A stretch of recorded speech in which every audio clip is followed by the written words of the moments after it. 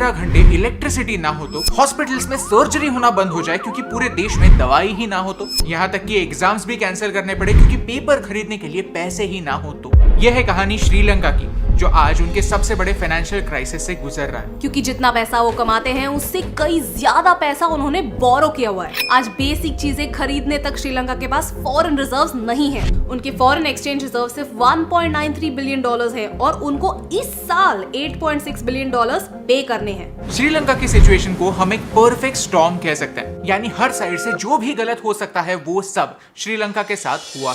चलिए इस प्रॉब्लम को जानते हैं और देखते हैं कि भारत अपने इस सदर्न भाई को कैसे मदद कर रहा है। सबसे पहले श्रीलंका की इकोनॉमी के बारे में जानते हैं। श्रीलंका की इकोनॉमी मेजरली दो चीजों पर निर्भर है, टूरिज्म और एग्रीकल्चरल एक्सपोर्ट्स, जिनमें मेजरली गारमेंट्स, टी, रबर और कोकोनट शामिल। 1948 में श्रीलंका इंडिपेंडेंट होने के बाद पूरी दुनिया ने इस नए देश को बड़े ऑप्टिमिज्म से देखना स्टार्ट किया। रीजन था geographic location. Mumbai, Dubai, Shanghai, ये शहर डेवलप हुए क्योंकि वो ट्रेड के लिए इम्पोर्टेंट है, और ज्यादा ट्रेड यानी ज्यादा पैसा। इंडियन ओशन में श्रीलंका स्ट्रेटेजिकली इंपॉर्टेंट है क्योंकि ये वेस्ट को ईस्ट से जोड़ सकता है, लेकिन वर्ल्ड क्लास पोर्ट्स डेवलप करने के लिए श्रीलंका के पास पैसे नहीं थे। तो रिच कंट्रीज ने श्रीलंका में इन्वेस्ट क्यों नहीं किया? क्योंकि 1983 से श्रीलंका में एक सिविल वॉर शुरू हुई, जिसकी वजह से फॉरेन इन्वेस्टर्स ने श्रीलंका को इन्वेस्टमेंट के लिए अनस्टेबल समझा। जो पैसा डेवलपमेंट के लिए खर्च हो सकता था, वही पैसा नेशनल सिक्योरिटी में खर्च होने लगा।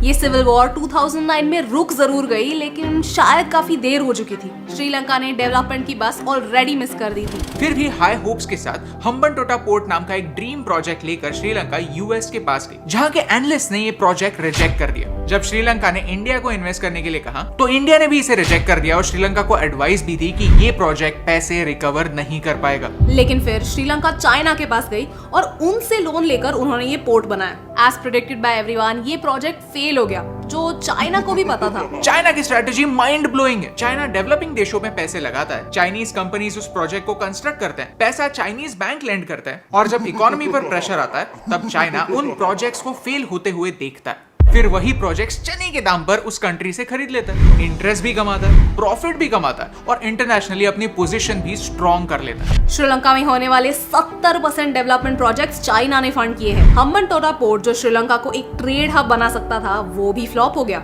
और मजबूरी में उन्हें वो पोर्ट चाइना को 99 ईयर लीज पर देना पड़ा। इन सारी चीजों की वजह से Sri Lankan economy already shaky grounds पर खड़ी थी। जो भी डेवलपमेंट था वो लोन्स के बेसिस पर था, जिसे पे करने का कोई ठोस प्लान नहीं था। इकोनॉमी टूरिज्म पर चलती थी। Enter Covid. कोविड की वजह से इंटरनेशनल ट्रैवल बंद हो गया, टूरिज्म पर डिपेंडेंट सारी इंडस्ट्रीज ठप हो गई। कोविड के जस्ट पहले वहां की सरकार ने वैट को 15% से 8% कर दिया। इंटेंशन था कि लोग ज्यादा स्पेंड करेंगे, लेकिन स्पेंड करने के लिए पैसे भी तो होने चाहिए। टैक्स कम करने से गवर्नमेंट का रेवेन्यू भी कम हुआ। श्रीलंका में आने वाले 13% टूरिस्ट इंडिया से थे और 16% रशिया से। रशिया यूक्रेन वॉर की वजह से टूरिज्म में हुई इस गिरावट को आने वाले कुछ समय में रिकवर करना इम्पॉसिबल। टूरिज्म से, एक्सपोर्ट से फॉरेन रिजर्व्स यानी डॉलर्स श्रीलंका में आते थे। ये क्राइसिस 2 साल चलने की वजह से एक्सपोर्ट कम होता गया और इंपोर्ट बढ़ता गया। As a result fuel, sugar, rice, wheat ऐसी एसेंशियल चीजें खरीदने के लिए श्रीलंका के पास फॉरेक्स रिजर्व नहीं बचा। And that's the bottom line. इसमें पॉलिटिक्स और मिसमैनेजमेंट की वजह से क्या क्राइसिस हुआ, इस पर हम एक और वीडियो बनाएंगे।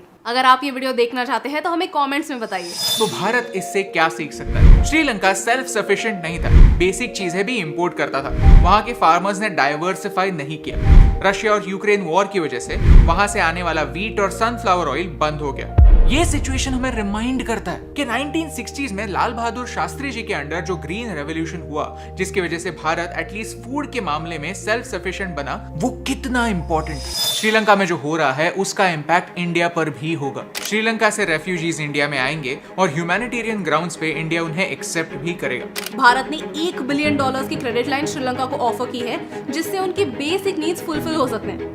फरवरी में भारत ने पेट्रोलियम के लिए $500 मिलियन का शॉर्ट टर्म लोन दिया। फर्टिलाइजर्स देकर हम श्रीलंका की हेल्प कर रहे हैं। करेंसी स्वैप का ऑप्शन उन्हें दे रहे हैं। श्रीलंका के बड़े क्रिकेटर्स इंडिया को थैंक यू कह रहे हैं इस क्राइसिस सिचुएशन में हेल्प करने के लिए। हम एक कनेक्टेड दुनिया में रहते हैं। ग्लोबल लेवल पर जो चीजें होती हैं उनका इम्पैक्ट हम पर भी होता है। जहां चाइना अपने प्रॉफिट के लिए डेवलपिंग कंट्रीज को एक्सप्लॉइट करता है, वहां भारत मदद एक सच्चे दोस्त की तरह हाथ आगे बढ़ाता है। And this is something we all should be proud. और यही इंपॉर्टेंट बात आप तक पहुंचाने से मुझे फर्क पड़ा।